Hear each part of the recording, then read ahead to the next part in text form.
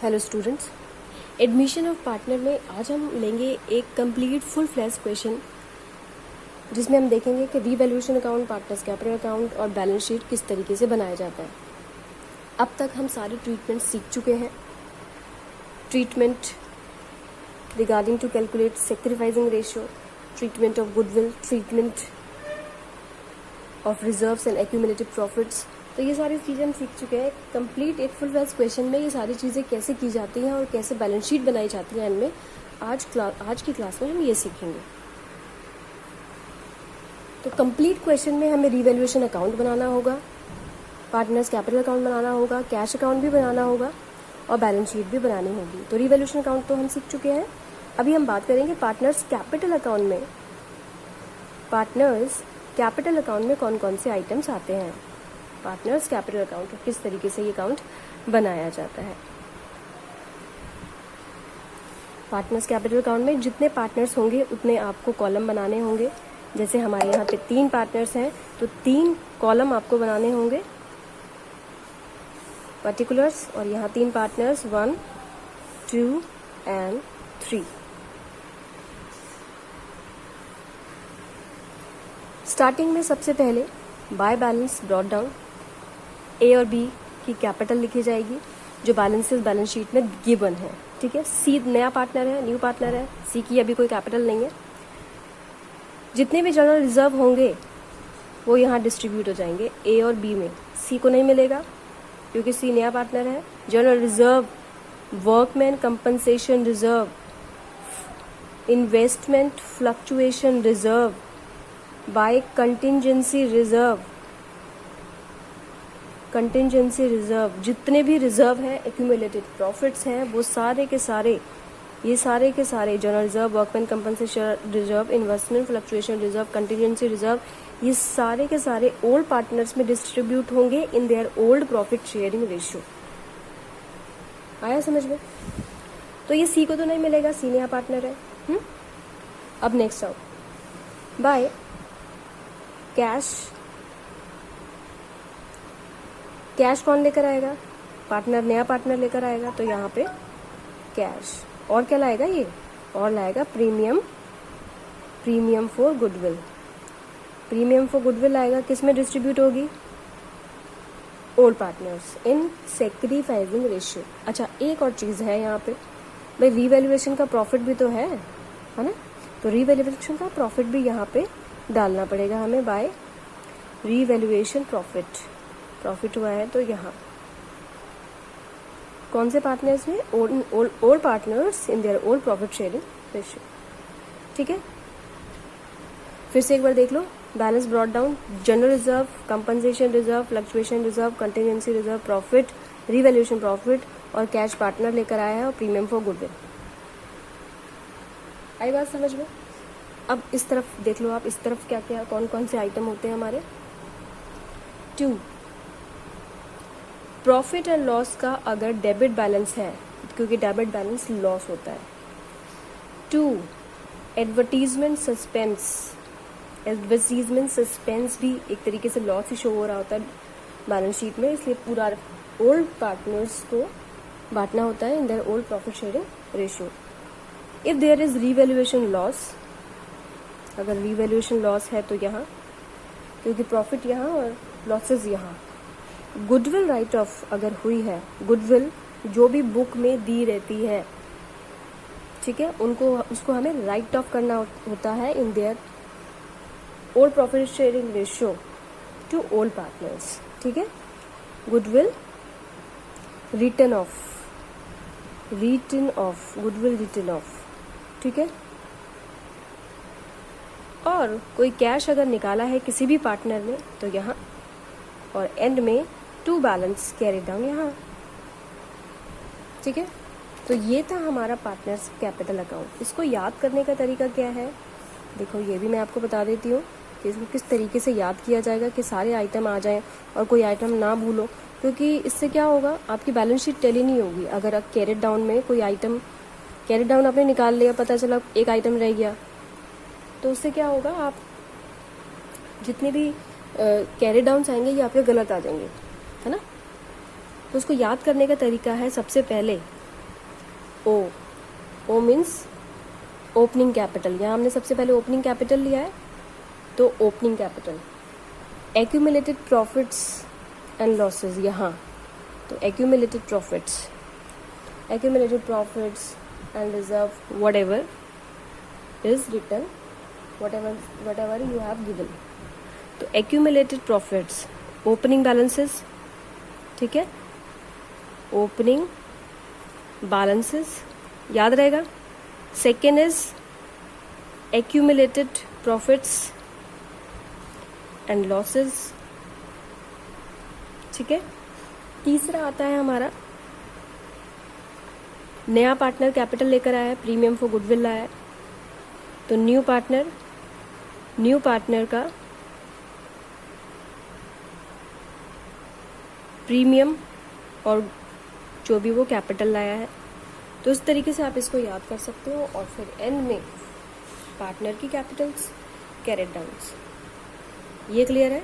तो OAC से आप इसको याद कर सकते हो, ओपनिंग बैलेंसेस, एक्यूमुलेटेड प्रॉफिट्स और कैपिटल, नए पार्टनर की कैपिटल और premium for goodwill. Is it clear? अब एक हम कंप्लीट क्वेश्चन ले लेते हैं, TS ग्रेवाल का क्वेश्चन ले लेते हैं, जिसमें आपको ये तीनों अकाउंट बनाने होंगे। देखो कैश अकाउंट के लिए भी कोई स्पेशल नहीं कहा आता कैश अकाउंट के लिए, लेकिन कैश अकाउंट अगर हम साइड में छोटा सा बना ले तो हमें पता रहता है कि कैश का बैलेंस एंड में कितना आएगा, क्योंकि कैश में भी थोड़ी ट्रांजैक्शंस बढ़ जाती हैं। कैसे बढ़ जाती हैं? कैश ऑलरेडी दिया हुआ है, पार्टनर लेकर आया, हो सकता है कि इन पार्टनर ने भी अपना प्रीमियम फॉर गुडविल विदड्रॉ कर लिया हो, है ना। तो उस केस में जितनी भी कैश की ट्रांजैक्शन है आप कैश अकाउंट में डाल सकते हो, जिससे कैश का बैलेंस आपको बहुत ही करेक्ट मिल जाए और आपकी बैलेंस शीट फिर एंड में टैली हो जाए, ठीक है। Okay, now we take a complete questions from TS Grewal. Question number 62 ले लेते हैं। देखो आपकी स्क्रीन पे क्वेश्चन आ रहा होगा। C इज एडमिटेड, ये हमें बैलेंस शीट गिवन है, A एंड B पार्टनर्स हैं, 2:1 रेशो थी उनकी। C admitted and C will bring 1 lakh as is capital, 60,000 as a share of goodwill. तो शेयर ऑफ गुडविल भी लेके आ रहा है, मीन्स कैश लेके आ रहा है अपना, premium for goodwill for shares. फिर उसके बाद प्लांट एप्रिशिएट हुआ है, बिल्डिंग एप्रिशिएट हुई है, स्टॉक ओवर वैल्यूड हो गया, प्रोविजन डाउटफुल क्रिएट करना है, क्रेडिटर्स अनरिकॉर्डेड टू एक्सटेंड 1000 है, प्रॉफिट हो गया। पास necessary journal entries, prepare revaluation account, partners capital account and show balance sheet after the admission of the C। तो ये जो बैलेंस शीट दी गई है, हमें फिर एडमिशन के बाद की बैलेंस शीट भी बनानी है। Is it clear? तो इसके लिए हमें 3 अकाउंट बनाने होंगे, revaluation account, partners capital account, partners हैं हमारे A, B एंड C, और फिर बैलेंस शीट हमें बनानी है। Is it clear? अब ये शुरुआत करने से पहले हमें कुछ वर्किंग नोट्स भी बनाने पड़ेंगे ना, वर्किंग नोट्स। और वर्किंग नोट्स के लिए अलग से हमें यहाँ पे आएगी हमारी एसेट्स और यहाँ पे अमाउंट, राइट। तो सबसे पहले हमें बनाना पड़ेगा अपने वर्किंग नोट्स, और वर्किंग नोट्स के लिए हमें कैलकुलेट करना पड़ेगा। वर्किंग नोट्स के लिए हमने सबसे पहले क्या सीखा था? Calculation of sacrificing ratio. तो सबसे पहले हमें वही करना पड़ेगा, कैलकुलेशन ऑफ सैक्रिफाइसिंग रेशियो, क्योंकि प्रीमियम फॉर गुडविल इसी रेशियो में ही डिस्ट्रीब्यूट होगा। जो इन्फॉर्मेशन हमें दी हुई है वो हम यहाँ पे लिख भी लेते हैं, जैसे A और B दोनों पार्टनर्स हैं, है ना, और उनकी जो रेशियो है वो 2:1 है, राइट। C एडमिट हुआ है, C एडमिटेड, कैपिटल लेकर आया है, वो कितनी कैपिटल लाया? 1 लाख कैपिटल लेकर आया है, और प्रीमियम फॉर गुडविल आया 60,000। तो ये इन्फॉर्मेशन भी हमने यहाँ लिख ली है। अब हम निकालेंगे सैक्रिफाइसिंग रेशियो। सैक्रिफाइसिंग रेशियो निकालने के लिए ये इनका है ओल्ड रेशियो, ओल्ड शेयर है, और ये न्यू शेयर है, क्योंकि रिमेनिंग शेयर का ही ये लेंगे आपस में 2:1 की रेशियो में। तो ये न्यू शेयर है, ओल्ड शेयर में से न्यू शेयर माइनस किया तो हमारा सैक्रिफाइसिंग शेयर आ जाएगा, और इस केस में ये आएगा आपका 3 4 4 2 8, 2/12, और यहाँ पे आएगा हमारा 1/12, राइट। तो रेशियो, सैक्रिफाइसिंग रेशियो हमारी हो गई 2:1, ओके। तो यहाँ पे हम प्रीमियम फॉर गुडविल को भी बांट देते हैं, प्रीमियम फॉर गुडविल, एक वर्किंग नोट फिनिश हो जाएगा हमारा 2:1 की रेशो में। 2:1 की रेशो में प्रीमियम कितना है, यहाँ पे प्रीमियम है 60,000, राइट। 60,000 प्रीमियम है और 60,000 को हम इस रेशो में बांटेंगे 2:1 की रेशो में, तो ये आएगा हमारा 40,000 और 20,000। कैसे किया हमने, 60,000 को डिवाइड किया, 2 और 1 3 से डिवाइड किया हमने, ठीक है, और मल्टीप्लाई कर दिया फिर 2 से। यहाँ पे 2 आया डिवाइड करने पे, तो 2 2 40,000 और 20,000। Is it clear? एक एंट्री, एक वर्किंग नोट हमारा तैयार हो गया, जो कि प्रीमियम फॉर गुडविल है। नेक्स्ट देखो, अब जो क्वेश्चन है उसको हम रीड करते हैं। इस क्वेश्चन में और भी कुछ गिवन है क्या? रिजर्व्स गिवन है। देखो क्वेश्चन में रिजर्व्स गिवन नहीं है, रिजर्व्स गिवन नहीं है, और कोई भी क्लेम गिवन नहीं है, वर्कमैन कंपनसेशन रिजर्व। देखो क्वेश्चन, देखो आपकी स्क्रीन पे क्वेश्चन है, ऐसा कुछ नहीं दिया हुआ। तो इसका मतलब हम आगे बढ़ना शुरू करते हैं क्वेश्चन में, रीवैल्यूएशन अकाउंट में आना शुरू करते हैं। इस केस में फर्स्ट पॉइंट में C will bring 1 lakh as is capital and 60,000 as is share of goodwill by 1/4 share in the profits. तो यहाँ पे ये गुडविल लेकर आया है, तो इस केस में क्या लेकर आया है? बाय कैश लेकर आया है, क्योंकि एंट्री क्या होती है? Cash to C's capital. तो यहाँ पे हमें लिखना पड़ेगा बाय कैश। तो बाय कैश कितना लेकर आया? 1 लाख, ठीक है। प्रीमियम फॉर गुडविल किसको मिला है? पार्टनर्स को मिला है, ए और बी को। ये किसको मिला है? ये ए को मिला है ना, ये बी को मिला है। तो इनके कैपिटल अकाउंट में डाल देंगे हम by premium for goodwill 60,000 and 20,000, 60,000 and 20,000। ये क्लियर है? अब देखो second point, plant is appreciated 1,20,000 and value of building is appreciated by 10%। तो प्लांट इज एप्रिसिएटेड टू 1,20,000। तो प्लांट पहले कितना था? पहले 1 लाख था, अब 1,20,000 हो गया। तो 20,000 का फायदा हो गया यहाँ पे। और हम जितने भी फायदे होते हैं हम रिवैल्यूएशन के क्रेडिट साइड में दिखाते हैं। तो बाय प्लांट एप्रिशिएटेड है हाउ मच? 20,000 से, ठीक है। और बिल्डिंग भी अप्रिशिएट हुई है बाय 10%। बिल्डिंग हमारी 1,50,000 है और 10% कितना हुआ? 15,000। तो बाय बिल्डिंग 15,000, राइट। अब नेक्स्ट पॉइंट देखो आप, stock is found over valued bye 4,000। तो स्टॉक है कितना? स्टॉक यहाँ 40,000 है और ये कह रहा है कि स्टॉक जो है वो ओवर वैल्यूड 4,000, यानी कि हमने ज्यादा उसको लिखा हुआ है अपनी बुक्स में, ज्यादा लिखा हुआ है तो कम करना पड़ेगा, और कम करना पड़ेगा तो ये हमारे लिए एक तरीके से लॉस ही है। तो अब यहाँ पे लिखेंगे स्टॉक, यानी कि वैल्यू हमारी कम हो गई कितने से? 4,000 से। अब नेक्स्ट पॉइंट देखो, provision for doubtful debt it's to be created by 5% on sundry debtors. तो प्रोविजन यहाँ आते हैं, लॉस है क्योंकि हमारे डेटर्स घट जाते हैं प्रोविजन से। तो प्रोविजन फॉर डाउटफुल डेट्स कितना? How much? 5% on debtors. Debtors are 60,000 और 5% कितना हुआ इसका? 3,000। तो प्रोविजन फॉर डाउटफुल डेट्स 3,000, 60,000 का 5%। Next, creditors were unrecorded to extent of 1 lakh. Creditor were unrecorded to extent of 1,000. Unrecorded है, it means अब हमें ये रिकॉर्ड करने हैं। तो हमारे लिए क्रेडिटर्स बढ़ गए, यानी कि लायबिलिटी बढ़ गई। तो यहाँ पे ये एक तरीके से कंपनी के लिए लॉस है फॉर्म के लिए। तो यहाँ पे हम दिखाएंगे 1,000, ठीक है।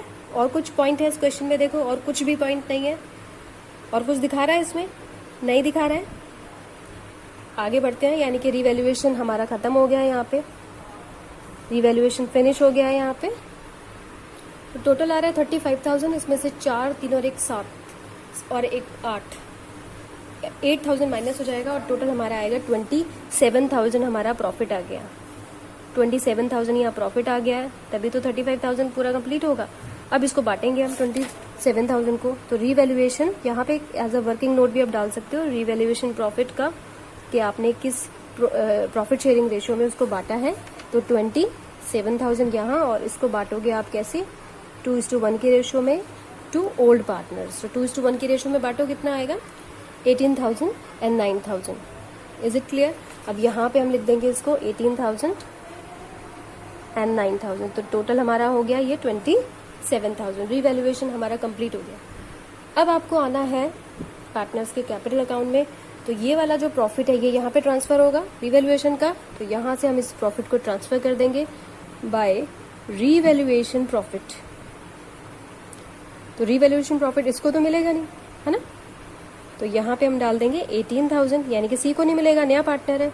रिवैल्यूएशन का प्रॉफिट जो भी रिजर्व्स होते हैं, एक्यूमुलेटेड प्रॉफिट्स होते हैं, वो पुराने पार्टनर्स को पुरानी प्रॉफिट शेयरिंग रेशियो में ही दिए जाते हैं। अब इस कैपिटल अकाउंट में अगर हम अपनी बैलेंस शीट को देखें तो पार्टनर्स को क्या देना है, रिजर्व्स तो है ही नहीं। अगर रिजर्व्स होते तो हम रिजर्व दे देते। यहाँ का सारा आइटम बैलेंस शीट में जाएगा। यहाँ पे bills payable, creditors, outstanding expenses, capital के जो बैलेंसेस है वो यहाँ आएंगे। ओपनिंग बैलेंसेस OAC बताया था मैंने आपको, है ना। तो बाय बैलेंस ब्रॉट डाउन, तो जो बैलेंसेस है वो यहाँ लिख दो। और बैलेंस इसका है 1,80,000, बैलेंस इसका है 1,50,000। ठीक है, इसमें कोई डाउट?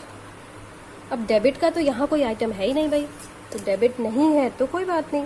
इसको हम क्या कर देंगे, बैलेंसेस निकाल लेंगे और बैलेंस कैरी डाउन यहाँ निकाल देंगे। बैलेंस कैरी डाउन मीन्स अब इनके अकाउंट में कुछ आएगा नहीं और कुछ डेबिट नहीं होना, तो जो भी बैलेंस है वो क्या है, टू बैलेंस कैरी डाउन। अब यहाँ पे ये हमारे कैरेट डाउन्स आ गए हैं। कैरेट डाउन्स में यहाँ पे आप लिख दोगे ए और बी के क्या कैरेट डाउन्स हैं, वो हम यहाँ लिख देते हैं A, B और C, क्योंकि अब 3 पार्टनर हो गए हैं तो तीनों के कैरेट डाउन हमें यहाँ लिखने होंगे। 2,38,000, 1,79,000 एंड 1 लाख। इन सबको हम ऐड करेंगे और ऐड करने पर ये आएगा आपका 5,16,000। अब हमें बनानी है बाकी बैलेंस शीट। देखो बैलेंस शीट में कैश इन हैंड हमारे पास कितना था, 10,000। कैश इन हैंड हमारे पास था 10,000। इसका एक वर्किंग नोट बना लेते हैं। कैश स्टार्टिंग में हमारे पास 10,000 है,